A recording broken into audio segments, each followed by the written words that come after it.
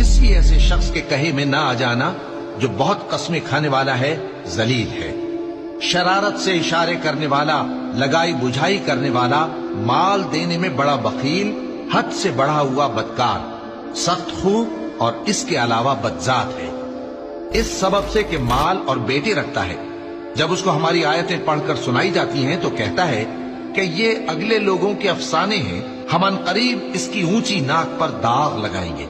हमने इन लोगों की उसी तरह आजमाइश की है जिस तरह बाग वालों की आजमाइश की थी, जब उन्होंने कस्में खा खा कर कहा कि सुबह होते होते हम उसका मेवा तोड़ लेंगे और इंशाअल्लाह ना कहा।